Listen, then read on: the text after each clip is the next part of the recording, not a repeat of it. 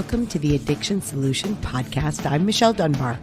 Enjoy listening and watching as addiction experts Mark Sheeran and I cover controversial as well as helpful topics on addiction, how to move past it, and other related subjects. As two of the co-founders of the Freedom Model, Mark and I will give you a completely new perspective on the topics that matter to you. We will take to task the Recovery Society's lies and misinformation and replace them with facts, research, and the methods to move on from addiction struggles without 12-step meetings, rehabs, and the shackles of endless recovery. Let's escape the treatment and recovery trap together and learn to be free. Welcome to the truth. Hey, everybody. Hi, everyone. Welcome to the Addiction Solution. I'm Michelle Dunbar. And I'm Mark Sheeran, and we wrote with Stephen Slate, the Freedom Model for Addictions, Escape the Treatment and Recovery Trap. And we will be having Stephen on here in the next couple weeks, so stay tuned for that. We're very excited to talk with him about MAT, which is medicated assisted treatment or therapies. And I also want to mention that Michelle wrote this book, Freedom Model for the Family. And also, I want to tell everybody about the QR code right here. If you're on a PC, you can see what I'm pointing at. And you can... or on YouTube, if you're watching us on YouTube, you can see that it's for our Move Past Addiction Masterclass. We offer it once a week. We're going to be changing up the days here coming up throughout the fall because we have different stuff going on. But keep looking for that, to like the different days that we're going to have it. It's always at noontime and it's free. Yeah, it's free. So we teach people how to move past an addiction without meetings, without rehabs, without endless MAT regimens, without all of the encumbrances of forever recovery. We get rid of all of that. All of it. Now I'm gonna cough a little bit because I had dark chocolate, super dark chocolate, and it's just drying my throat out. It's taking every bit of moisture. Yeah. God. All right. It's delicious, but damn. All right. So we're going to talk about something that's nuanced today. But I think it's really, really important. It is. It is. Mark and I actually were having this discussion this morning and almost have a debate because, we agree on most everything. And sometimes it takes some convincing with each other. We have these debates every once in a while. And Mark told me this morning he doesn't like the term experiment. Like I've told people, I say sometimes you have to run the experiment, whether it's the abstinence experiment or you're running the moderation experiment, because I think sometimes there is a process of figuring out what you want. But Mark made a really great point this morning about it. Yeah, so I think we agree that experimenting is a good thing. I don't think I don't think we disagree on that. I don't think we really disagree on anything. We had to come to a consensus. I had to understand your position. Yeah, so I think that here's where I think where the problem lies. The problem lies in our followers that tend, and we did a podcast on this part, tend to piecemeal understanding the Freedom Model, the research in the Freedom Model. So if you don't understand all of the content that we provide that debunks the mythology, anytime you run an experiment of moderation, you're going to fail. And you're going to fail at it because you don't have the information to be able to have your positive drive look at the new option that you're experimenting with and say, that's the one I want. Right. That offers me much greater benefit. Yeah, because you're running on old information. And the Freedom Model is the kind of thing where it depends. Let me back up a little bit. It depends on the severity of the people's mythology beliefs. Yeah. So if you're somebody that has never been to treatment, hasn't been to AA, and you have a basic understanding of the addiction recovery mythology from society, a lot of times that can be undone rather quickly because you might have 3 or 4 fundamental myths that need to be debunked, and that gets done rather quickly. Right. And so you might be one of those people that can go into the book, read 3 chapters that are appropriate, that are very obvious to you from the table of contents, and then you fully debunk that. You get rid of, quite easily, the benefits, the false benefits that society has taught you. And then moving on with moderation and abstinence becomes incredibly effortless and For easy. sure. But if you're somebody like a lot of the people in our groups that will blindly run the experiment and read 3 chapters, but they've lived in AA deeply, they've gone to 3 treatment centers, they have addiction therapists, they have sponsors, and they have family in AA. My God, if you don't read the whole damn book, you're going to At struggle. least once, maybe more. Yeah, I mean, or maybe you need the online program. Maybe you need the complete addiction solution that we offer, where we go through the entire curriculum in 2 days in a massive reboot. And we're doing that more now. We have a lot of people signing up for that, and let me tell you something, that's going to change the landscape, because that's going to replace treatment. Yep. That model, in 2 days, in 48 hours, we can completely show people this entire book. Plus the binge construct, plus life movements. Yeah. So now this isn't an ad. My point is that we're providing the services, and you have to decide, do I just watch the podcast, read 3 chapters in the book for free, go to YouTube and browse and be in the group and get over my problem? Which you can do. Many people can. Yep. But you may be somebody who is deeply, deeply programmed and not have really the understanding just how deeply until you read the whole book, until you watch all the podcasts. We have people that do all this varied stuff. My point is, don't blindly run the experiment of moderation or abstinence and then fail at it and say, I don't know why I'm struggling. Well, I can tell you why you're struggling. Right. It's because you still believe the perceived false benefits that you've been sold for a lifetime. Yeah. Well, another way of looking at it, which we talked about earlier too, was kicking the can.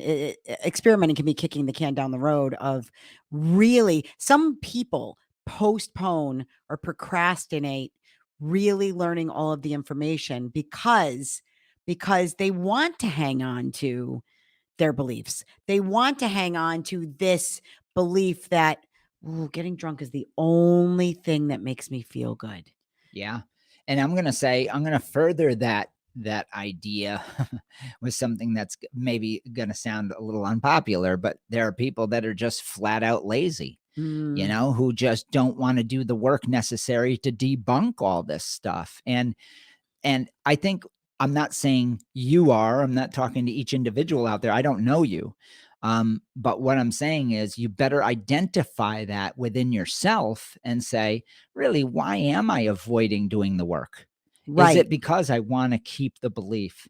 Is it because it's easier to do so? Maybe I like the disease concept nonsense because it makes it able so I could shirk my responsibilities of being a parent.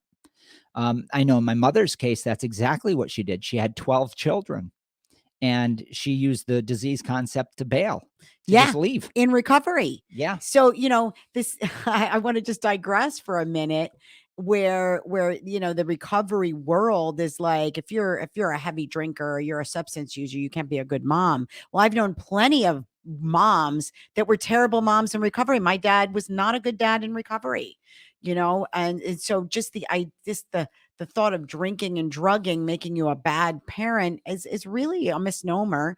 And it's just another way for the recovery world to make you feel like a piece of crap. Yeah.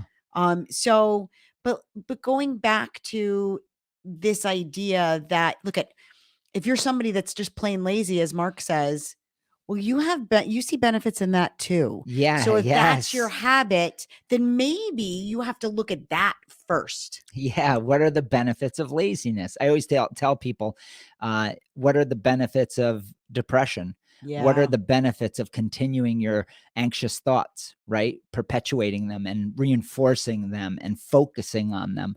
What are the benefits of looking at the world in a negative light? Yeah. Sorry. So I had severe depression. I had 2 suicide attempts, and I had massive, massive anxiety over the future, because when I was a young boy, people would say to me, "Oh, it'll get better," right? People would say this to me. And I had looked at my experience up until 18 years old, and I had to say, I don't believe Hasn't. you. Right. It hasn't. There are many times where it got worse. And so I had this really horrible victimization that was happening to me. And to be honest, it just didn't get better. It got worse and worse and worse. So for me, when people would say those things, I didn't believe them. So I had to really literally pack my shit and leave my hometown and just embark on a completely different life on faith alone, to move forward. And sometimes as individuals, we have to do that. Yeah. Sometimes you have to put the action before the feeling, right? You have to just go on the blind faith that it has to be better than it is right now. Now, what's interesting about the action before the feeling is you actually put a feeling before the action before the feeling. Oh So my God. now I want to go here because some people will use this as an excuse as well. So Like rating. Right. yeah. So I'm going to dig into all these ideas deep. So when I made the decision to leave, when you made the decision to sit in the garage at the Baldwin house, you had no reason to believe that it was going to get better. You're in the same houses where a lot of bad shit happened, Yeah. right? And you're sitting there and you have almost no faith that the future is going to get better. You have a massive amount of reinforcing that's happened in your experience that shit is bad and it's going to continue to be bad. Yeah. And then people give you platitudes. No, it'll get better. And you're like, and I had stopped the one thing that I hated also, but felt like was the only thing that gave me some modicum of happiness in my life. right. I had stopped my drinking and drugging. So here you are in this moment of faith where you say to yourself, put the action before the feeling, but really there's a quiet little, it doesn't take much for the positive drive to grab a hold and jettison you forward and make you evolve in a much more positive direction. And sometimes it's the thought of, I'm just going to pack my shit and leave. In my case, Yeah. right? I'm just going to get out there, go to a street corner in Troy and start my life over. That thought, although scary, in the aggregate of that thought was, it's better than what I'm doing.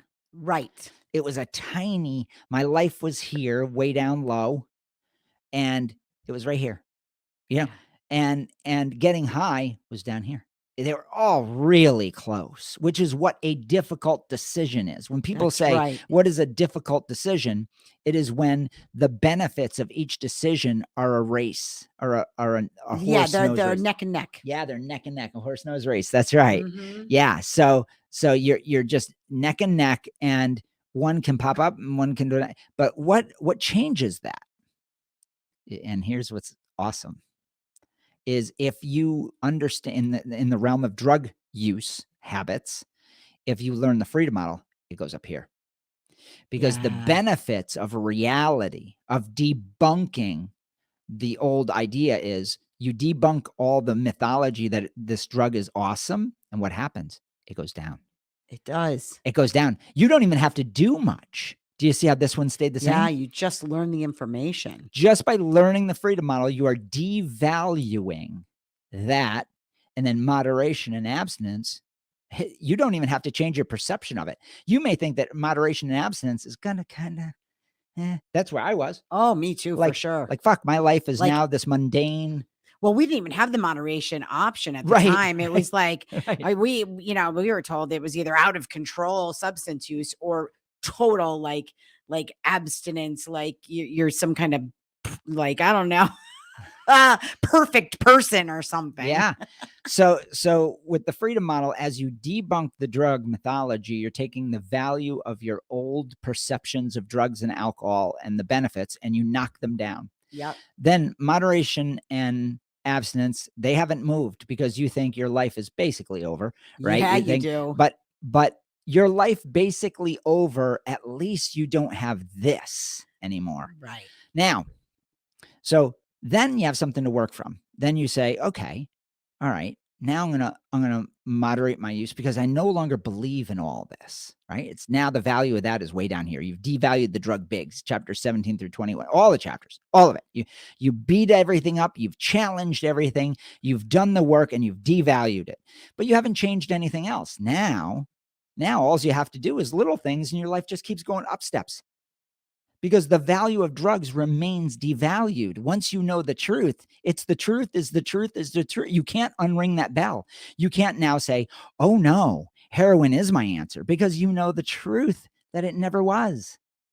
Right. Now, now here we are where you're on the Facebook group and you're struggling, right? And you mindlessly experiment, but you keep the value of the drug where it is. All right. And then you experiment and you find, is moderation better? Well, no, because it's not, because the value of the drug. So moderation goes down here, the value of the drug, and heavy use goes up because you didn't mindfully change your perception of the drug. You actually will enhance it.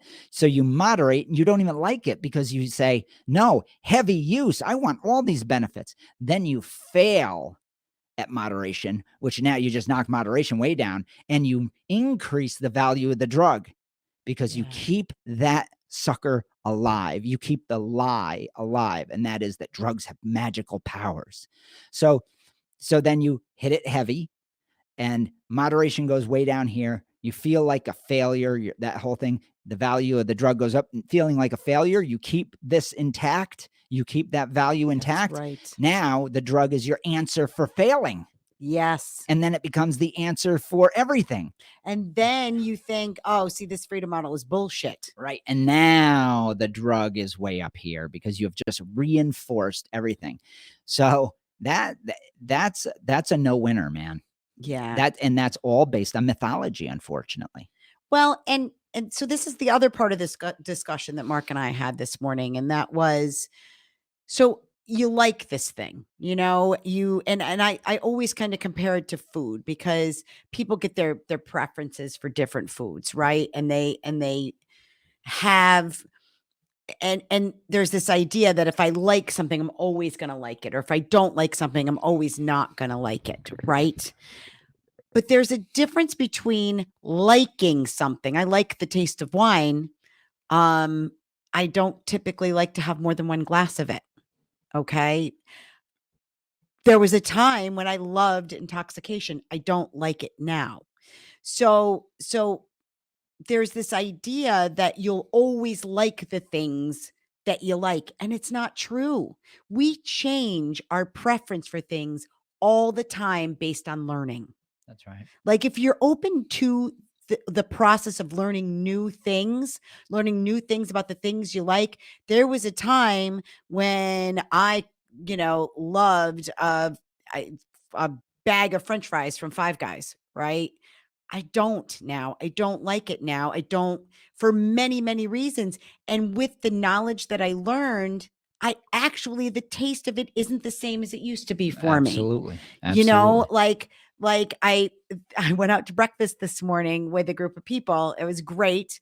And everybody's getting like these wonderful big stacks of pancakes with chocolate chips and fruit and stuff all over it. And I had my egg white omelet, which I always have, which I literally love better. There was a time when I would have loved a stack of pancakes. But I don't even like the taste of it much anymore, because I don't want my blood sugar to go through the roof. I don't want to have to take a nap after breakfast. And I prefer the taste of egg white omelet, so and I only did that through knowledge. Can I jump in there? Yeah. So knowledge is your mind. And as your positive drive will propel you forward no matter what you do. And you're going to win within your mind. You're going to win and attach to things no matter what. You may attach yourself and win at being depressed. You may win at being an addict, right? And taking on that identity. That's a win, because a positive drive doesn't know loss. It just says, we're going to move forward. What you want. This is what you want. We're going to do. This is where we're going. And you're driven by that. Now, the positive isn't another mind. It's just how you're motivated. You're motivated for benefits, right? So the only way to move past an addiction is by learning. It is an internal process. There is no drugs. There is no Vivitrol isn't going to change your mind for you, folks. Suboxone isn't going to come in and change your desires and change the way you think heroin benefits you, Do you see? It's just going to physically make things difficult. Right. Right. So there's a big difference between the physical and the mental. So if you're not challenging the benefits of what you believe within your mind, in other words, if you don't learn more about this thing in your life, you're going to go back and do the same thing over and over. Last thing I want to say quickly is, earlier I was giving an analogy with my hands, and it occurred to me that people that are listening aren't going to see that. So go onto YouTube and watch, because I was doing levels he with was my doing hands. levels with his hands. I didn't realize that. We forget now that we're a video too. We take that for granted because we can see ourselves on the video. Well, when Mark was talking, what I was thinking was, so when I say on these podcasts, and when we say in our lessons on the online program, run experiments, what we mean by that is you take your learning, what you're learning in the freedom model, and then as maybe you're not quite sure what you prefer at this point, as you go and have a drinking episode or a substance use episode or whatever behavior you're doing, be mindful while you're doing it and really test out what you believe about it, because it becomes totally self-evident when you become mindful. And we did that. Yeah. That's how we learned a lot of stuff. Now, we were abstinent for a really long time. But when I went back to substance use, I had to learn that the things that I was reading were actually true. And so we did in the that. freedom model. In the freedom model. Yeah. Well, the things that we learned all those years. Yeah, to debunk. Yeah, right. yeah. Like, because we didn't have the experience. When I was abstinent all those years, even when I went back to where I was like, okay, I have to drink again, because I have to debunk things internally. Yeah. So she brings up a good point, and it's a nuance that I think is important to highlight. And that is, I'm not saying that it has to be black and white where you have to read the whole book. And I think I explained that adequately in the beginning. I think there are people who are going to have to go out there and try it. And maybe some of you need to fail, because that's the way you do things, the way you problem solve. I was the kind of person that did a lot of that. But as I've gotten older, I don't do it as much because it's painful. Me too. So what I found is that I would rather get as much information up front, and really, really understand what the hell I'm getting into before I go embarking on something that could potentially hurt me.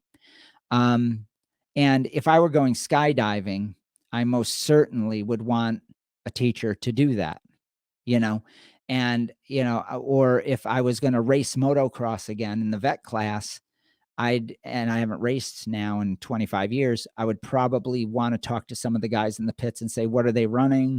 How's this working? Can I ride on practice day, on open practice day? And in the old days, I'd hop on a KX 500 and let it rip and break my leg. And that was that. And then I'd say, well, I guess I need to adjust a little bit, we do know as you get older, running those kinds of experiments is definitely has much higher risk. Yeah. And this quote unquote addiction game or the substance use game is a pretty volatile game. It sure is. It's very destructive. When Alan Carr does the cessation, and he's probably he's dead now, but his program is probably one of the best for getting rid of smoking. And when you do a seminar, they have smoke breaks. And I look at that, and what they do predominantly in their seminars is they challenge the benefits. Right. It's experiential learning. Yes. And he's like, don't even try to quit smoking right now. All we're doing is looking to see if you're getting the benefits you believe you're getting from smoking.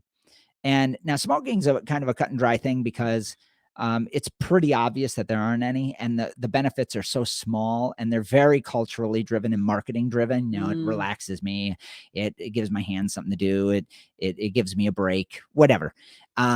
And people pretty much know that it's farcical, that they're just playing a game, and that's why it's the most, as an aggregate, the most quit substance.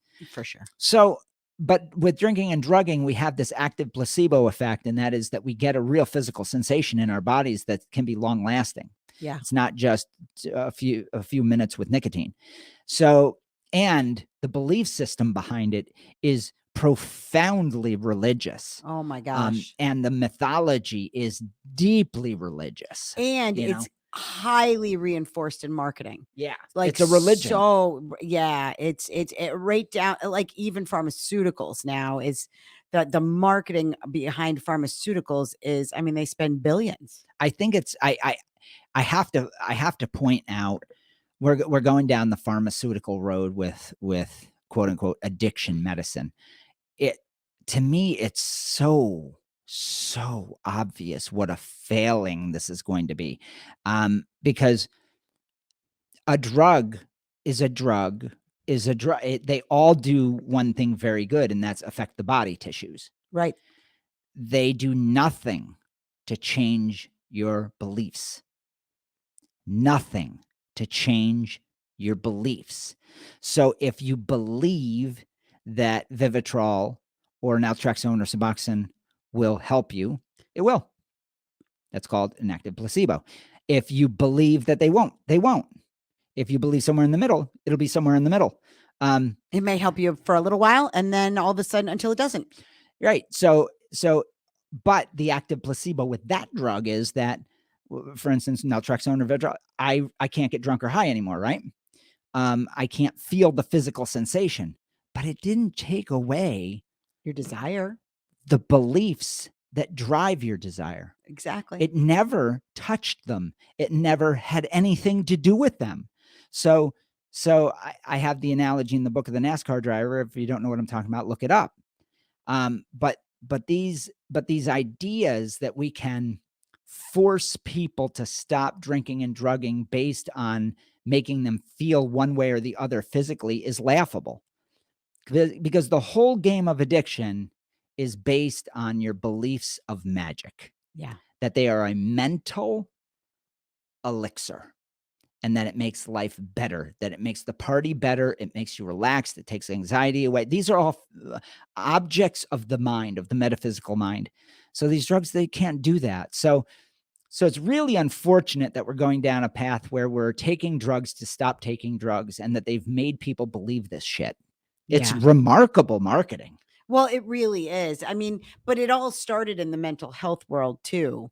That there is a drug that can make you happy when you're depressed, and that there are drugs that can, if you have anxiety ridden, that there are drugs that can remove your anxiety. Well, if you lose someone, I always think it's a tragic thing. I interviewed Dr. Alan Francis. I had a blog talk radio show more than 10 years ago now, and I interviewed some phenomenal researchers. Dr. Alan Francis was the chairperson for the DSM right through 4 revision. And that's the Diagnostic and Statistical Manual here in the US of mental health disorders, right? And he ended up writing this book called Saving Normal, which was basically, he ended up being a whistleblower against his own movement, which was the clinicalization of every kind of emotion you can imagine, so that there could be diagnostic codes and we could prescribe drugs for them, right?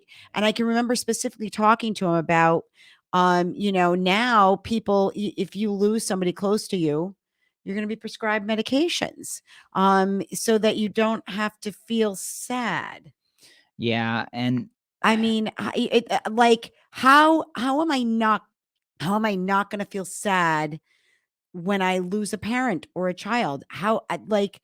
It's not going to change my mind about it.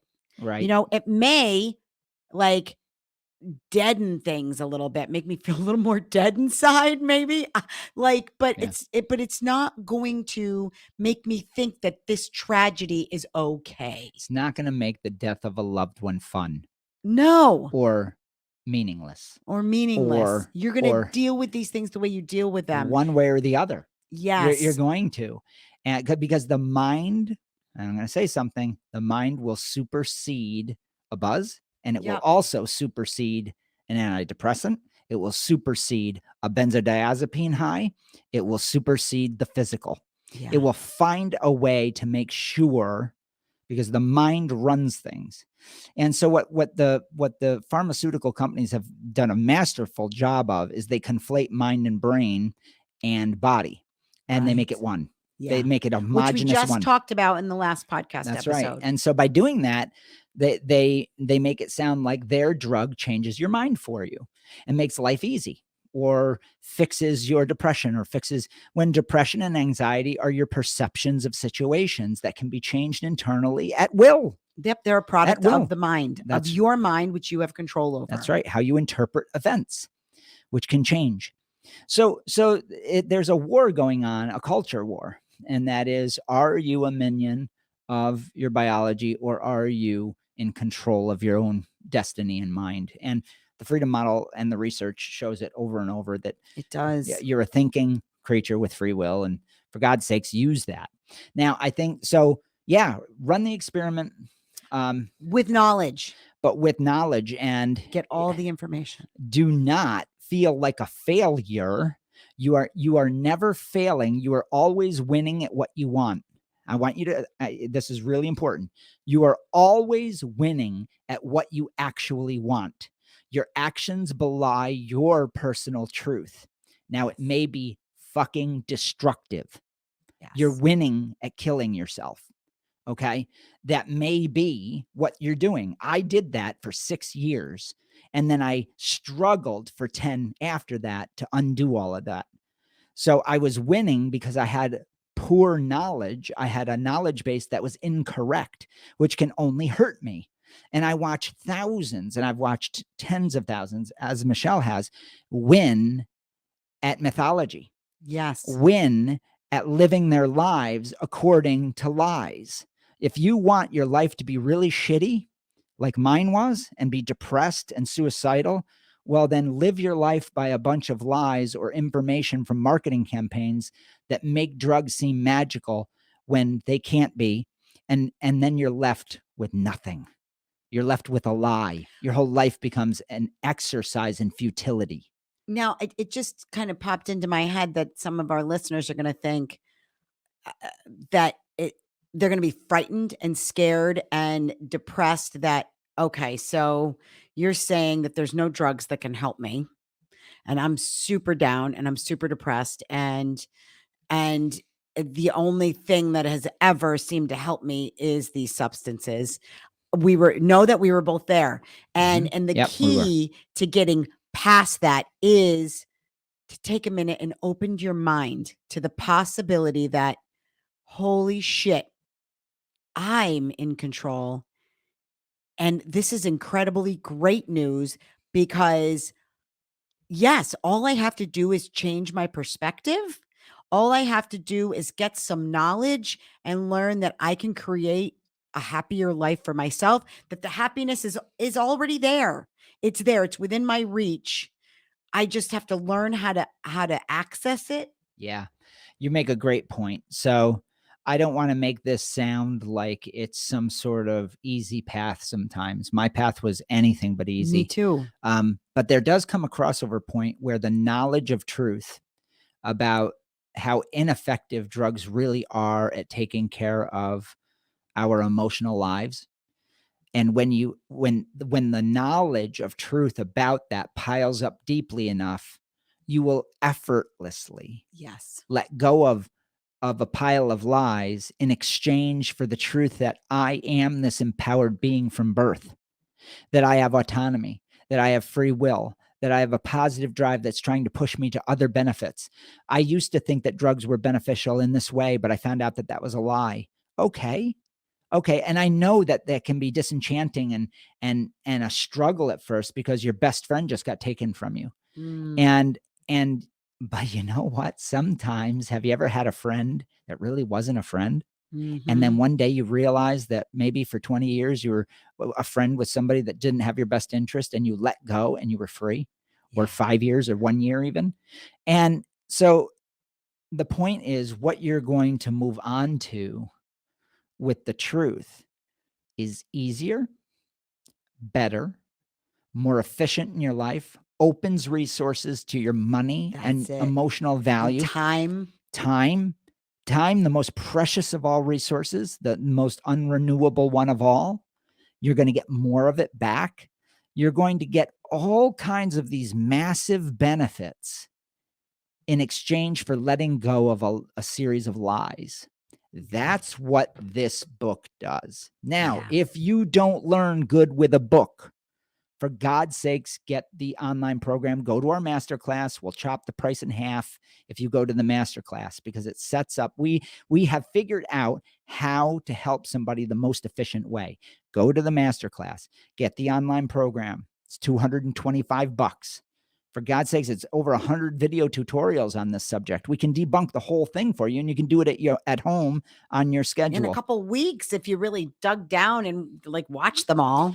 And then if you need a couple of coaching sessions along the way, you can buy them. At the bottom of every lesson, you can click and say, I want a coaching lesson on this. And then boom, it's done. Yeah, you get to have a 90-minute discussion with a certified freedom model coach on that specific topic. It's pretty phenomenal. And if you go to the masterclass, you get 20% off of that.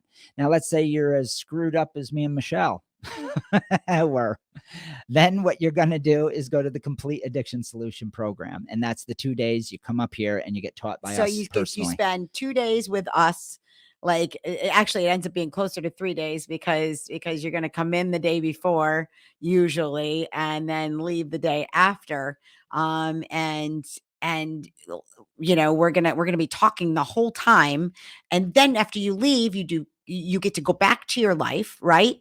Kind of now you've got all the knowledge. So now you're going to figure that you get to go through the process of figuring things out. Now, some people won't need that. They'll be like, oh no, this is all right in the money. I'm good. But you'll get 3 coaching sessions in the weeks that follow so that you can start applying things, running those informed experiments. Yes. Informed experiments. Yeah. That's how we'll say it from now on. Yeah. Informed experiments. Informed experiments. So so you're going through the experiential learning. And then you get to discuss it with a coach, right? And then you get a whole year of the online program, which means that every single month you get to talk with the 2 of us in a 2-hour coaching session, as well as watching all the videos. So as you go back to your life and you're bombarded with the magic and all the media, you're bombarded with the addiction disease propaganda everywhere, and maybe with family and friends who aren't sure really what the heck you're doing. You get to be reinforced watching those videos whenever you need to sit down and be like, I need some sanity, right? So you get to do that for an entire year. And most people aren't going to need that. They maybe will need 2 or 3 months, and then you'll be so solid in what you know you want that it becomes effortless. It really does, just like us. It does. So I want to end with one last thought, and that is, I know that Michelle and I have been very intense in the last 2 podcasts because this is in response to watching people out there learn the freedom model in pieces. And piecemealing it. Yeah. And we did a podcast on piecemealing. It really started then, and probably the last 5 podcasts, we've been very intense, and we've been developing solutions for people based on exactly what the needs are. So we're listening to you. Yes. We're making it so that you don't have to struggle. I don't want people going through what I went through. For me, it was years. Well, it was decades. Since you and I were little kids in the cult of Alcoholics Anonymous till we were in our early 30s. That's right. It was a horrible struggle, but we wrote this for you. Yeah. You don't have to struggle. And I do videos on TikTok every day, 1-minute little videos and little monologues. He does. I try to, but I have to do a lot of the other administrative behind the scenes stuff. So I don't have as much time. Yeah. So look if it's a case where you're trying to save money, man, just get the masterclass and the online program for $225. We teach this to you in video form. Yeah. You don't have to struggle. And you get to talk to us once a month. Yeah. So it is absolutely. And the masterclass itself has some great information for you as well. Oh yeah. And that's free. Yep. It's going to frame it out for you. So if you're not watching and you want the master class, you can go right to thefreedommodel.org. There's this annoying pop-up that happens when you go there, Yeah. but the pop-up itself will take you right to register for the master class. Yeah, just click on it and also on that homepage is all of our different products are right there on that homepage for you to. If you're really in trouble and you we need to wanna get help. away and you're thinking about going to rehab, stop. Yeah, no Do need not for rehab. spend $30,000 or $15,000 in copays with your insurance to learn that you're a sick, lost person, because that's all they're going to teach you. And all you're going to be doing is paying a top dollar to go to AA meetings. Yeah, a really bad vacation. Yeah, it's a really bad vacation. No, it's not needed. Yeah, just come and see us for 2 days, learn this whole thing with us together, and change your life. Yeah. All Thanks, right, everybody. We hope you have a great week. All right, take care, everyone. Learn how you can solve your addiction for good without steps, meetings, rehabs, and endless mat regimens, and then move on with your life as a free and empowered person. Learn how by enrolling in our free 1-hour Move Past Addiction Masterclass. To enroll in this free class, click the link provided or go to thefreedommodel.org, and when you attend our free masterclass, you'll get 50% off the Freedom Model online program and now 20% off our private coaching program as well. See you at the masterclass.